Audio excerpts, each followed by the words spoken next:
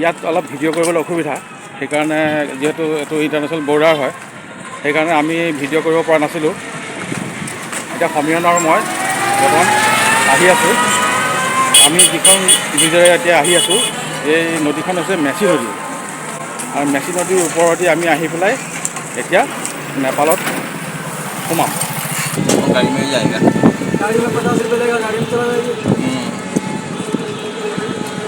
এতিয়া আমি ই ৰিক্সাত গৈ আছোঁ সমীৰণ আৰু মই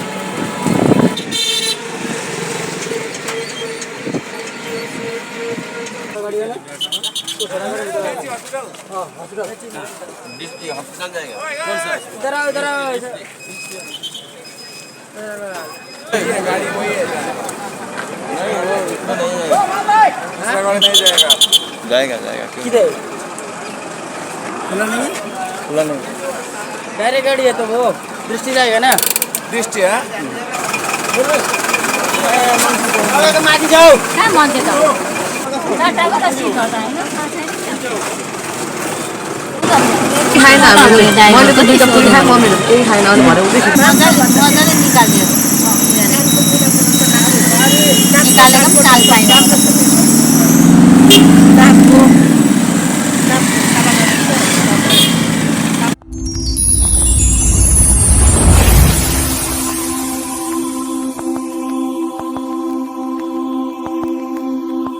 Hi friends, welcome back to the another vlog.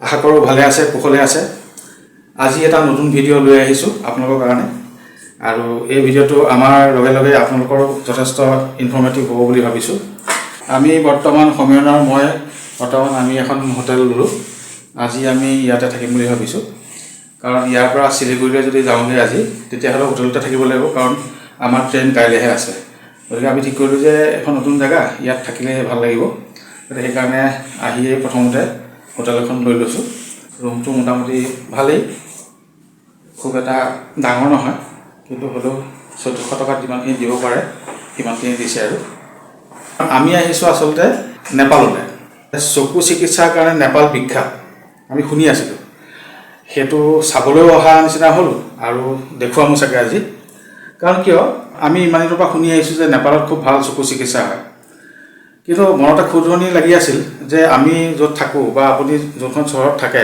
তাতোতো যথেষ্ট উন্নত চিকিৎসা প্ৰতিষ্ঠানবিলাক আছে গতিকে তাত নকৈ পেলাই মানুহবিলাক ইয়ালৈ কিয় আহে সেইকাৰণে আচলতে আমি আহিলোঁ এতিয়া চকু আমি দেখাবলৈ যাওঁ আমি মেচি হস্পিটেললৈ যাম আৰু তাৰপিছত ইয়াত আৰু বহুত কেইখন হস্পিটেল আছে সেইবিলাকৰ বিষয়ে জনাম অলপ দেৰিকৈ কিছুমান ইনফৰমেশ্যন দিবলৈ চেষ্টা কৰিম যদি আপোনালোকে আহিব বিচাৰে তেতিয়াহ'লে কিছু সহায় হ'ব পাৰে বুলি তেতিয়াহ'লে বলকচোন আমাৰ লগে লগে আপোনালোকক লৈ যাওঁ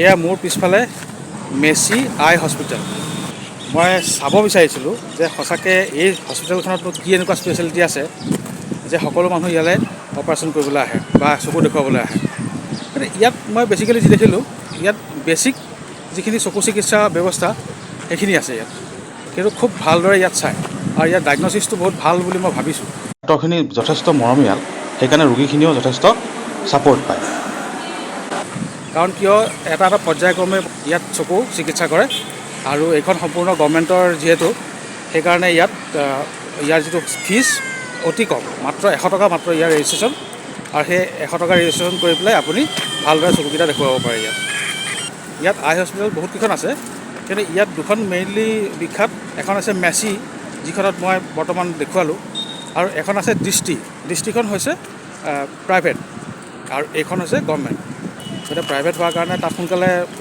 দেখুৱাব পাৰি আৰু অলপ ইয়াত অকণমান দেৰি হয় তথাপিও কিন্তু ছিষ্টেমটো মই বেয়া দেখা নাই ভালে পাইছোঁ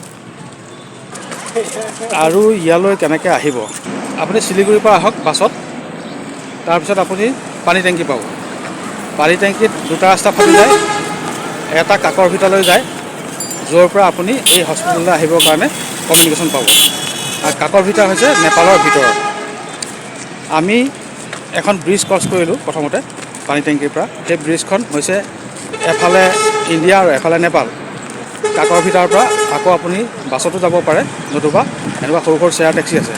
শ্বেয়াৰ টেক্সিবিলাকে 50 টকা ল'ব পাৰ হেড, আৰু বাছত যদি হয় 40 টকা ল'ব। কিন্তু বাছবিলাক একেবাৰে হস্পিটেললৈকে নাহে, 1 কিলোমিটাৰমান আঁতৰত নমাই দিয়ে। কিন্তু টেম্প'বিলাক একদম ভিতৰৰ কেম্পাছলৈকে আহে। গতিকে সেইকাৰণে টেম্প'বিলাকত আহিলে ভাল, বা যদি আপুনি গাড়ী যদি ভাড়া কৰি আনিছে শিলিগুৰিৰ পৰা, তেতিয়াতো সুবিধাই হয়। আৰু আপুনি শিলিগুৰিৰ পৰা যেতিয়া ওলাব, শিলিগুৰিৰ পৰা এই হস্পিটেল পাবৰ কাৰণে আপোনাক 2 ঘণ্টা 2.5 ঘণ্টা সময় লাগে। ৰাস্তা ভাল, ৰাস্তা ইমান অসুবিধা নাই। খালি এটা কথা মন কৰিব যে ইয়াত বস্তু কিন্তু খোৱা বস্তুৰ যথেষ্ট দাম। 1 পেকেট বিস্কুট যদি আপুনি শিলিগুৰিত কিনে তেতিয়াহ'লে 10 টকা, আৰু 1 পেকেট বিস্কুট যদি আপুনি ইয়াত কিনে তেতিয়াহ'লে 25 টকা। গতিকে খোৱা বোৱাৰ ক্ষেত্ৰত কিন্তু ইয়াত যথেষ্ট পইচা আপুনি ভৰিবলগীয়া হ'ব পাৰে। আপুনি যদি শিলিগুৰিৰ পৰা কিবা পেকিং কৰি লৈ আহিব পাৰে তেতিয়াহ'লে আপোনাৰ কাৰণে যথেষ্ট সুবিধাজনক হ'ব। আমি কথাটো জনা নাছিলোঁ কাৰণে আমাৰ যথেষ্ট পইচা খোৱাত কামত গৈছে। গতিকে সেইটো আপুনি এবাৰ চাই ল'ব আপোনাৰ সুবিধাৰ মতে।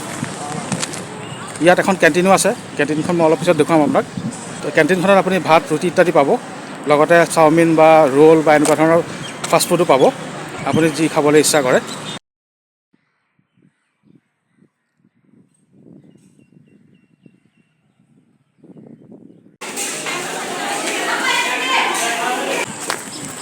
আমাৰ কাম শেষ হ'ল, মানে চকু দেখুওৱাৰ কাৰ্য শেষ হ'ল। এতিয়া অলপমান মই আৰু সমীৰণে অলপমান ফুৰিম বুলি ওলাই আহিছোঁ। বৰ ধুনীয়া বতাহ মাৰি আছে নহয় সমীৰণ? বৰ ধুনীয়া বতাহ। শব্দটো শুনিছেনে? কিন্তু এই জেগাটুকুৰ বৰ ভাল লাগিছে মোৰ, হয়নে? যথেষ্ট সুন্দৰ জেগা, একদম গাঁৱলীয়া টাউন চব মিলি যেনেকুৱা এটা পৰিৱেশ দেখা যায় তেনেকুৱা ধৰণৰ। আৰু ধূলি চুলি একদম নাই, ধূলিৰ খচেই নাই। আমাৰ গুৱাহাটীততো আৰু ক'বই নালাগে ধূলিৰ কথা। ইয়াত এটা বস্তু দেখুৱাওঁ দেই আপোনালোকক। ইয়াত মানে অসমৰ পৰা ইমানেই মানুহ আহে যে ইয়াত অসমীয়া মানুহে কোনোবাই ব্যৱসায় বাণিজ্য আৰম্ভ কৰিছে, অসমীয়াত লিখা থাকে। এয়া চাওক মোৰ পিছফালে।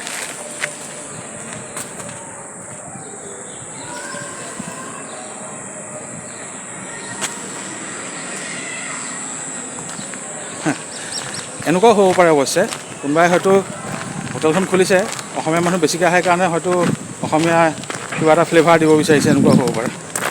চিয়'ৰ নহয়, মই নিজৰ কথাটোহে কৈছোঁ। ইয়াত কিছুমান নিয়ম আছে। নিয়মটো হৈছে কি, প্ৰশাসনৰ ক্ষেত্ৰত দিনত ইয়াত পুলিচে চোৱা চিতা কৰে, আৰু 7টা বজাৰ পিছত আৰ্মিয়ে গোটেই প্ৰশাসনটো আণ্ডাৰটেক কৰে। এইটো হৈছে ইয়াৰ নিয়ম। দিনত পুলিচে চাই, ৰাতি 7টা বজাৰ পিছৰ পৰা আৰ্মি আছে। ইয়াত সাধাৰণতে বস্তুৰ দামটো অলপ বেছি। আপুনি যদি 1000 টকা লৈ আহে, ইয়াত আপুনি 1600 টকা পাব। কিন্তু পালেও একো লাভ নাই। নিৰামিষ ভাত এসাঁজ যদি 100 টকা হয়, তেতিয়া আপোনাৰ 1600 টকাই কোনো কাম নিদিব। বা আপুনি ইয়াততো আমাৰ ইণ্ডিয়ান পইচাই চলে, এনেকুৱা নহয় যে নেপালী পইচাই চলাব লাগিব বুলি। কিন্তু ইয়াত ATM যদি আপুনি লৈ আহে, আপোনাৰ যদি ভিছা ATM নাথাকে, পে ATM হয়, তেতিয়াহ'লে কিন্তু কামত নিদিব। আপোনাৰ মাষ্টাৰ কাৰ্ড আৰু ভিছা, এই দুটা কাৰ্ড যদি আপোনাৰ আছে তেতিয়াহ'লে আপোনাৰ কামত দিব। কিন্তু পইচা ওলাব কিন্তু অকল নেপালী পইচা ওলাব, ইণ্ডিয়ান ৰুপি নোলায়। ইণ্ডিয়ান ৰুপি ওলাব, কিন্তু SBI যিটো ইয়াত ব্ৰাঞ্চ আছে তাত আপুনি ইণ্ডিয়ান ৰুপি উলিয়াব পাৰিব। আৰু এই জেগাকণ যিকণ জেগাত এই হস্পিটেলখন আছে, এই জেগাকণৰ নাম হ'ল সৈনিক মোৰ।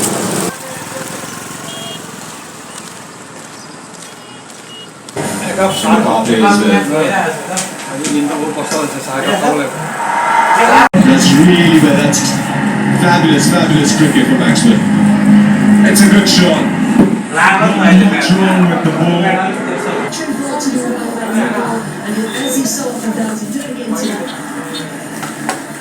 Perfect delivery. First up, and then he gets another there. Just try it. Traffic নিয়ম ভাল ইয়াত।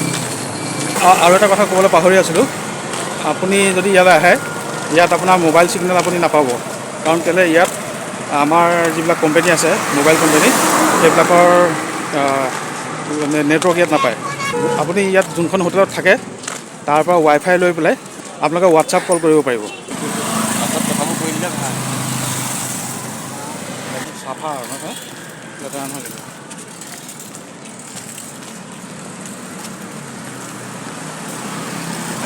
ব'লা। গধূলি মমৰ আনন্দ লোৱা যাওক। There's a first and 16 balls. Just like lucky. Yeah, it really started really well. 12 for 12.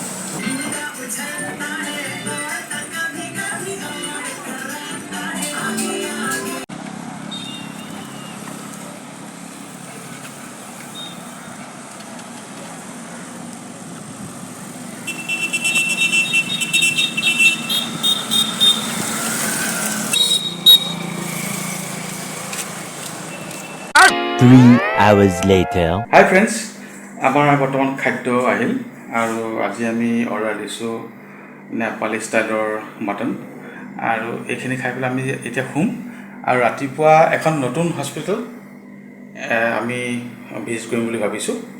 গতিকে আজিলৈ ইমানতে থলোঁ আৰু কাইলৈ ৰাতিপুৱা আকৌ লগ পাম। Good night.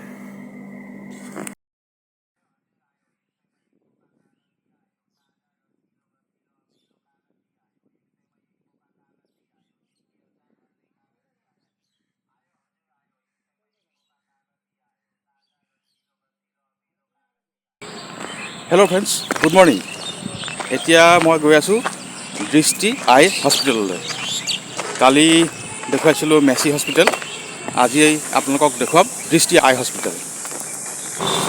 ফ্ৰেণ্ডছ, ইয়াত আপুনি এনে অনুভৱ কৰিব যেন আপুনি বেলেগ এখন দেশত নাই, বেলেগ এখন জেগাত নাই, অসমতহে আছে। মানে ইয়ালৈ অসমীয়া মানুহ ইমানেই বেছি আহে যে ইয়াৰ কাৰণে ইয়াত অসমীয়া ভাষাত লিখা আৰম্ভ কৰিছে তেওঁলোকে।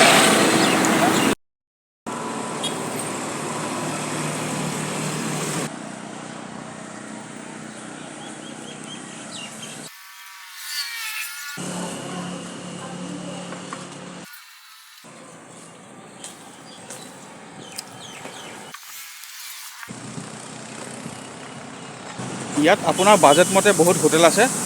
আপুনি যিকোনো বাজেটৰ হোটেল আপুনি ইয়াত ৰেণ্ট ল'ব পাৰে।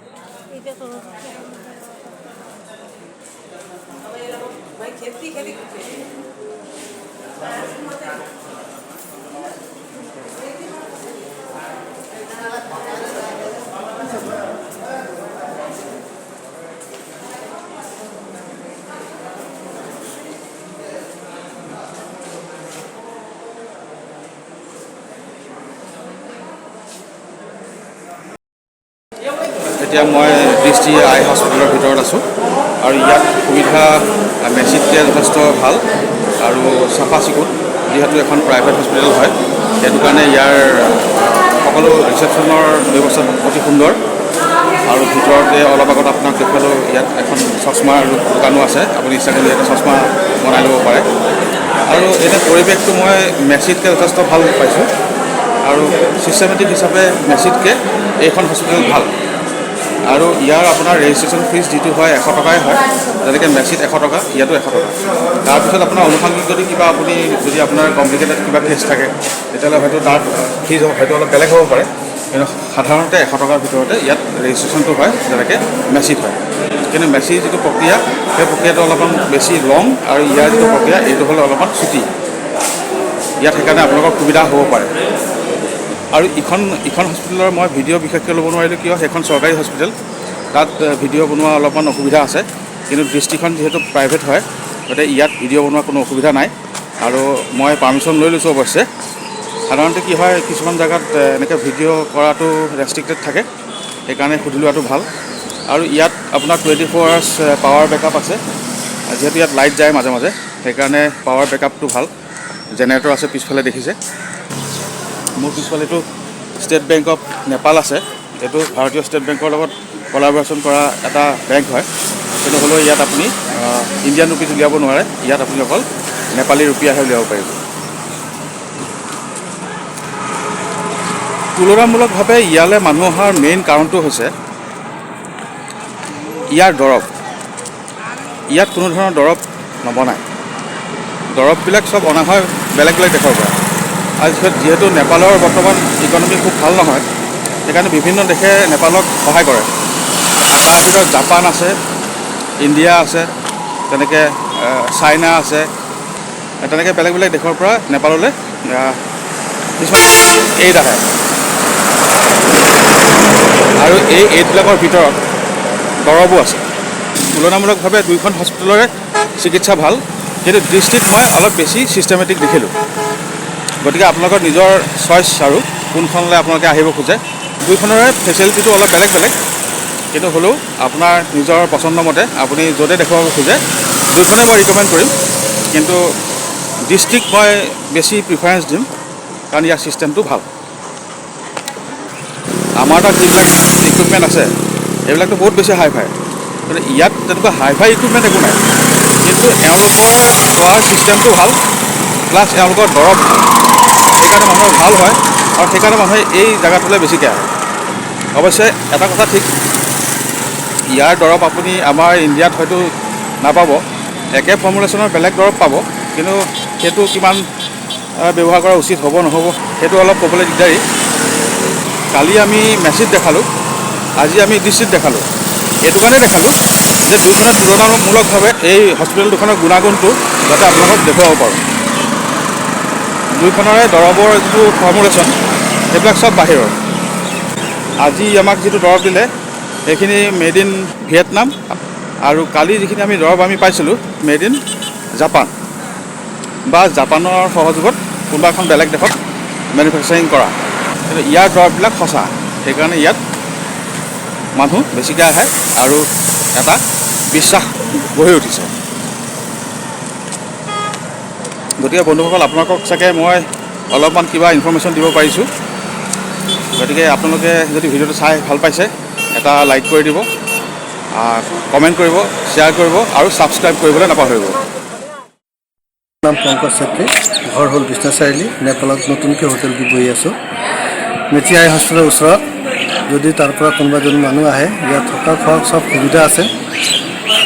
মোবাইল নম্বৰ তলত দিয়া হৈছে, আপুনি অহাৰ সময়ত যোগাযোগ কৰিলে হ'ল, আৰু যিকোনো সুবিধা লাগে আপুনি এই নম্বৰত যদি যোগাযোগ কৰে থকা খোৱা সকলো ব্যৱস্থা আছে। ধন্যবাদ।